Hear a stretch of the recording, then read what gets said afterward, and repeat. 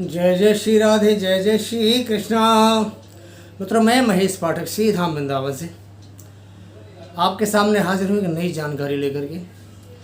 आज बात करते हैं हम शारदीय नवरात्र। जो नवरात्रे आ रहे हैं आपके सामने, इनको बोलते हैं शारदीय नवरात्रे।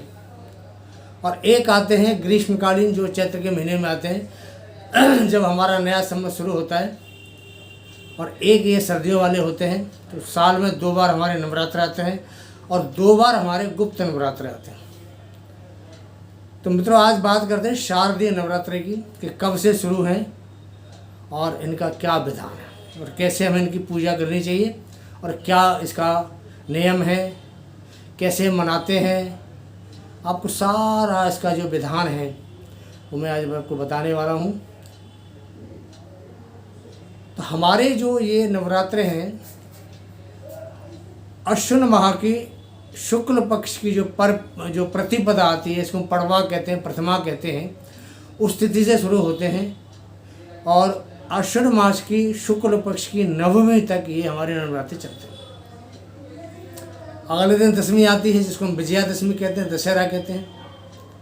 तो ये जो पर्व है, ये हमारा श्राद्ध पक्ष होता है। अश्विन कृष्ण पक्ष से शुरू हो जाता है, पूर्णमासी से ही।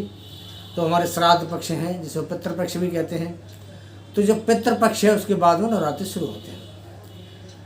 तो पहले दिन यानी जब प्रतिपदा होती है, जिसको हम पड़वा कहते हैं या पहला नवरात्रा कहते हैं, तो उस दिन कलश स्थापना किया जाता है। इसको घट स्थापना भी कहते हैं, कुंभ स्थापना भी कहते हैं, घड़ा स्थापना भी कहते हैं। जैसा इसका रिवाज है उस हिसाब से इसका नाम है। बाकी इसका जो मेन नाम है वो है कलश स्थापन। और अष्टमी और नवमी इनका बहुत बड़ा विधान है। क्योंकि जब हम कलश स्थापना करते हैं तो माता का आह्वान करके माता को बुलाते हैं। और जब नवमी दशमी को, अष्टमी और नवमी को जब हम पूजा करते हैं, तो अष्टमी को जो व्रत करती हैं हमारी माता बहन या जो भाई व्रत करते हैं, अष्टमी को माता को विदा करते हैं और कुछ लोग नवमी को विदा करते हैं। तो माता का आह्वान पहले नवरात्रि को किया जाता है और कुछ अष्टमी को और कृष्ण नवमी को माता को विदा करते हैं। तो इस प्रकार अष्टमी और नवमी का और जो पहला दिन होता है, इसको हम प्रतिपदा कहते हैं, पहला नवरात्र, उसका बहुत बड़ा विधान होता है। तो हम आपको बता रहे हैं कि अष्टमी नवमी बहुत महत्वपूर्ण तिथि होती है। उसके बाद फिर दशहरा आता है। दशहरा को भगवान राम ने रावण का वध किया था, तो उस दिन को बड़ा पर्व के रूप में मनाया जाता है। आपने देखा, उसको विजयादशमी कहते हैं। उस दिन रामलीला भी शुरू हो जाती है इस दौरान। तो जगह जगह रामलीलाओं का मंचन होता है, आपने देखा होगा। शहरों में क्या, गांव में हर जगह रामलीलाओं का मंचन होता है। और विजयादशमी को रावण का पुतला दहन किया जाता है। तो ये इस याद में किया जाता है कि जिस दिन रावण का भगवान ने वध किया था, उसका उस दिन दहन किया जाता है। मित्रों, ये जो हमने आपको अब ये जो चीज़ें सब बताई हैं, अब आपको हम एक एक करके हर चीज़ के बारे में विस्तृत जानकारी हम देने वाले हैं। तो साल 2022 में जो प्रतिपदा कब आ रही है, अष्टमी नवमी कब है, दशहरा कब है, इसके बारे में आपको हम पूर्ण रूप से विस्तृत जानकारी आपको दे रहे हैं। जो मित्र हमारा चैनल है ज्योतिष सेवा वृंदावन, जो हमारे सब्सक्राइबर, हमारे जो मित्र हैं, उनको बहुत बहुत धन्यवाद। जो हमसे नए जुड़ रहे हैं, उनके लिए हमारी एक रिक्वेस्ट है कि सबसे पहले हमारे इस चैनल को सब्सक्राइब करें। नोटिफिकेशन, बेल नोटिफिकेशन का जो ऑप्शन होता है, इसमें बेल पुश करते हैं, इसको वो दबाएं। तो जो भी हम वीडियो सबसे पहले बनाएंगे, वो सबसे पहले आपके उस पर नोटिफिकेशन पहुंचेगा। तो आप हमारा पहला वीडियो सबसे पहले आप देख सकते हैं। वीडियो हमारे आपको अच्छे लगते हैं तो लाइक करें, और अच्छे लगते हैं तो उन मित्रों को शेयर करें। धन्यवाद। हमें आपका बड़ा सहयोग मिल रहा है। हमें बहुत सारे अच्छे हमारे बड़े बड़े सब्सक्राइबर हैं, जो हमें हौसला भी बढ़ाते हैं, कमेंट भी करते हैं। तो आपसे भी मेरा निवेदन है कि अगर आपको हमारा कोई वीडियो अच्छा लगता है तो कमेंट करें। और कोई परेशानी हो आपको, हमारा काम एस्ट्रोलॉजी का है, तो कोई परेशानी हो तो आप अपनी कुंडली भेज के अपने बारे में जानकारी भी प्राप्त कर सकते हैं। अब जो कार्यक्रम है हमारे नवरात्रों का, वो इस प्रकार है। जो हमारे शारदीय नवरात्रि 2022 के हैं, वो प्रारंभ होंगे सोमवार को, शुरू होंगे सितंबर 26 को 2022 को, और ये समाप्त होंगे मंगलवार 4 अक्टूबर 2022 को। 26 सितंबर से शुरू हैं और 4 अक्टूबर तक हमारे नवरात्रि का पूरा कार्यक्रम चलने वाला है। तो 26 सितंबर को जिस दिन प्रतिपदा होती है, पहला दिन होता है नवरात्रि का, उस दिन जो है कलश स्थापना होता है, माता का आह्वान पूजा करके किया जाता है। तो पहले कलश स्थापना का जो मुहूर्त है वो सुबह 6:11 से 7:50 तक है। इसकी अवधि करीब 1 घंटा 40 मिनट है। और घट स्थापना का दूसरा जो मुहूर्त है वो है दोपहर को, जो अभिजीत मुहूर्त होता है, उसमें 11:48 से और 12:36 तक, इसकी जो अवधि है वो 48 मिनट की अवधि है मात्र। और आगे अब हमको बता रहे हैं कि माता के जो हमारे ये नवरात्र होते हैं, इनके बारे में हमारी जो दुर्गा सप्तशती उसमें कहा गया है। प्रथम जो पहले दिन का नवरात्र था उसके बारे में है, और जो आखिरी दिन सबके बारे में बताया गया है। प्रथम शैलपुत्री च, द्वितीयम ब्रह्मचारिणी, तृतीयम चंद्र घंटेति, कुष्मांडादि चतुर्थकम, पंचम स्कंद मातेति, षष्ठम कात्यायनीति च, सप्तम कालरात्रि च महागौरी चाष्टमम, नवम सिद्धदाति च नवदुर्गा प्रकीर्तिता, उक्त्या ते तानि नामानि ब्रह्मणेव महात्मना। तो ये माता के 9 रूप हैं, आपके सामने मैंने आपको बताए हैं। अब इन 9 रूपों का हम आपको विधिवत वर्णन करने वाले हैं, विधिवत आपको बताने वाले हैं कि 9 रूपों का मतलब क्या है और इनकी पूजा हम कैसे करते हैं। तो पहला नवरात्रा 1 अक्टूबर को है, 26 सितंबर को है पहला नवरात्रा। और प्रतिपदा है, उसका जो आरंभ है प्रतिपदा का वो 25 की रात को 3:26 से शुरू होगा, और अगले दिन तक वो जो 26 तारीख को 3:10 तक रात को रहेगा। इस दिन माँ दुर्गा का शैलपुत्री के रूप में पूजन किया जाता है। और जो हिमालय की पुत्री है, और जो पुत्री है वो पार्वती देवी के नाम से मशहूर है, ये सबकी अधीश्वरी हैं। हिमालय की तपस्या और प्रार्थना से प्रसन्न होकर के कृपा पूर्वक उनकी पुत्री के रूप में प्रकट हुई, और यह बात पुराणों में प्रसिद्ध है कि हिमालय ने तपस्या करी और जो माँ पार्वती है उसको शैलपुत्री के रूप में, उसका नाम है, उसको पुत्री के रूप में उन्होंने प्राप्त किया। तो ये पहले नवरात्रि में शैलपुत्री की पूजा की जाती है। दूसरा जो नवरात्रा है वो 27 सितंबर को शुरू हो रहा है। उसका आरंभ होगा रात को 3:10 पे, एक दिन पहले, और अगले दिन जो है 2:30 तक रहेगा। इस दिन माँ दुर्गा का जो है ब्रह्मचारिणी के रूप में पूजन किया जाता है। प्रथम शैलपुत्री जो, द्वितीयम ब्रह्मचारिणी। तो उस ब्रह्मचारिणी का मतलब क्या है? उसका मतलब है कि ब्रह्मम चारयुतुम शीलम यस्या शाम ब्रह्मचारिणी, सच्चिदानंदमय ब्रह्म स्वरूप की प्राप्ति कराना जिनका स्वभाव है उनको ब्रह्मचारिणी कहते हैं। 28 सितंबर को तीसरा नवरात्रा है, तृतीया है। इसका जो आरंभ है वो 27 की रात को होगा 2:30 पे रात में, और अगले दिन 1:29 तक रहेगा रात को। इस दिन माँ का जो स्वरूप है वो चंद्र घंटा है। अब चंद्र घंटा के बारे में हमारे जो शास्त्र पुराण वो क्या कहते हैं? चंद्र है घंटाया पश्या या शा, चंद्र घंटाया पश्या शा। तो आहादकरी जो चंद्रमा है जिनकी घंटा में स्थिति हो, उस देवी का नाम चंद्र घंटा है। 29 तारीख को चतुर्थी तिथि है, चौथा नवरात्रा है। इसका आरंभ होगा एक दिन पहले 1:29 पर रात को, और अगले दिन वो रात को 12:11 तक 10 मिनट तक चलेगी।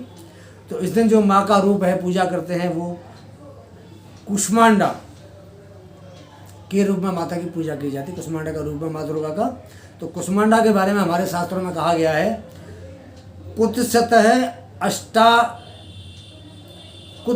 अश्मा कूष्मा त्रिविध ताप युत है संसार, सह अंडे मास पेश्या मदर रूपायाम यस्या शाम कूष्मांडा। दोबारा एक बार फिर सुनाएंगे। कुत्सितः ऊष्मा कूष्मा त्रिविध ताप युत है संसार, सह अंडे मास पेश्या मुदर रूपायाम यस्या शाम कूष्मांडा। अर्थात त्रिविध युक्त संसार जिनके उदर में स्थित है वे भगवती कूष्मांडा कहलाती है। उस रूप में उनकी पूजा की जाती है। 30 तारीख को पंचमी तिथि है, आरंभ है रात को 12:11 से और अगले दिन रात को 10:36 तक। इस दिन माँ का जो रूप है वो स्कंद माता के रूप में माता की पूजा की जाती है। तो स्कंद माता के बारे में कहा गया है, छांदोग्य श्रुति के अनुसार भगवती की शक्ति से उत्पन्न हुए सनत कुमार का नाम स्कंद है। उनकी माता होने से इनको स्कंद माता कहा जाता है और स्कंद माता के रूप में इनकी पूजा की जाती है। 1 अक्टूबर को छठवां नवरात्र है, षष्ठी का नवरात्र है। आरंभ होगा रात को 10:36 से और समाप्त है वो अगले दिन 8:48 PM तक। तो इस दिन जो माँ की पूजा की जाती है वो कात्यायनी के रूप में की जाती है। देवताओं का कार्य सिद्ध करने के लिए देवी भगवती महर्षि कात्यायन के आश्रम पर प्रकट हुई और महर्षि ने उन्हें अपनी कन्या का रूप माना, कन्या माना, इसलिए कात्यायनी के नाम से ये माता प्रसन्न हुई। तो इनकी कात्यायनी के नाम से छठवें दिन इनकी पूजा की जाती है। षष्ठम कात्यायनी च। 2 अक्टूबर को सप्तमी तिथि है। इसका आरंभ है शाम को 8:48 से 6:49 तक है। और इस दिन माँ दुर्गा की पूजा महागौरी के रूप में की जाती है। इन्होंने तपस्या द्वारा महान गौर वर्ण प्राप्त किया था, अतः ये महागौरी नाम से प्रसिद्ध है और महागौरी इनको कहलाई गई इसी नाम से ही। तो अष्टमी को बहुत से जो लोग हैं माता का विसर्जन करते हैं, कन्याओं को जिमाते हैं अपने घर पे, साथ में एक लांगुर वीर भी जिमाते हैं, भोजन कराते हैं, उनको दान देते हैं, अपना व्रत पूरा करते हैं। उस दिन माता को विदा कर देते हैं अपने यहाँ से। 4 अक्टूबर को नवमी तिथि है, नौवां इनका नवरात्रा है।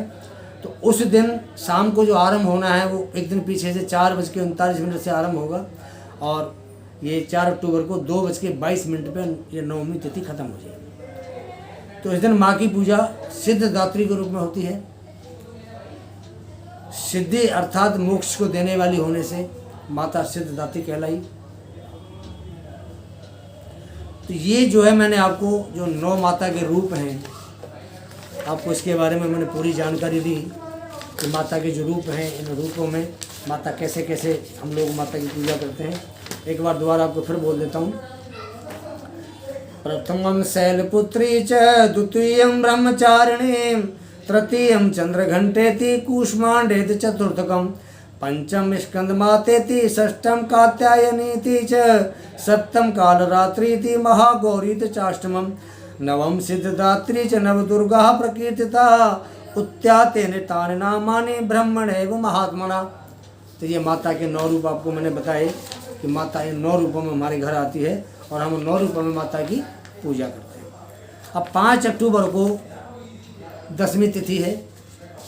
इसका आरंभ दोपहर को 2:22 से पिछले दिन से और जिस दिन 10वीं तिथि 12:02 तक ये 10वीं तिथि रहेगी। तो इस दिन को हम विजयादशमी के रूप में मनाते हैं। बताते हैं कि रामायण काल में भगवान श्री राम ने इस दिन रावण का वध किया था, जो लंका का राजा था, जिसने माता सीता का हरण किया और राक्षसों का राजा था। तो भगवान का जो अवतार हुआ था वो राक्षसों का संहार करने के लिए हुआ था। तो सीता माता तक निमित्त मात्र थी कि उनको उसने चुरा लिया। तो उस बहाने सारे राक्षस इकट्ठे हो गए, सबका वध हो गया, एक साथ सबका संहार हो गया और पृथ्वी राक्षस विहीन हो गई। तो उस दिन रावण का पुतला दहन किया जाता है। इसको हम दशहरा भी कहते हैं। और इस दिन हमारे यहाँ जो रामलीला हो रही होती है वो दिन संपन्न हो जाती है। अगले दिन जो रामलीला जो राजा मंचन होते हैं, गांव में भी हैं, शहर में भी, हर जगह रामलीला होती हैं। तो रामलीलाओं में अगले दिन भगवान राम की सवारी निकाली जाती है और उनके उधर राज तिलक किया जाता है। तो ये जो शुक्ल पक्ष अश्विन मास का शुरू होता है, इस दिन से हमारे ये दैवीय कार्य शुरू हो जाते हैं।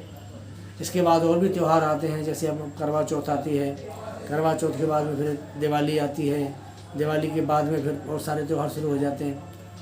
तो अभी आपको मैंने आज नवरात्रों के बारे में वर्णन किया है अगला जो मेरा चैप्टर होगा वो करवा चौथ के ऊपर होगा, उससे अगला चैप्टर होगा दिवाली के ऊपर होगा। हमारा वीडियो आपको कैसा लगा, जानकारी कैसी लगी, इसके बारे में आपके सुझाव और विचार आमंत्रित हैं।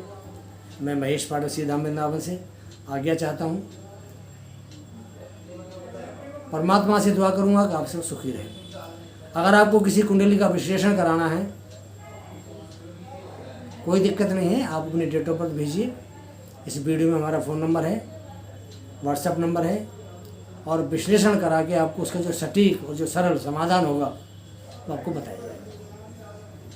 एक हमारा चैनल और भी है जिसका नाम है ब्रज भक्ति सागर, तो उसमें आपको हम तीर्थों में लेके चलेंगे, जहाँ जहाँ हमारे प्राचीन मंदिर हैं, देवी देवताओं के स्थान है, उसमें आपको उन सब के बारे में पूर्ण रूप से जानकारी दी जाएगी। हमारी जो पवित्र नदी है, गंगा है, जमुना है, सरस्वती है, तो ये जो सब आपको जानकारी, हमारी जो नया चैनल है अभी रिसेंटली हमने शुरू किया है पिछले हफ्ते, उसका नाम है ब्रज भक्ति सागर। हमारे चैनल को देखें, अच्छा लगे सब्सक्राइब करें, लाइक करें, शेयर करें उसको। मैं आपसे आज्ञा चाहता हूँ। जय जय श्री राधे, जय जय श्री कृष्णा।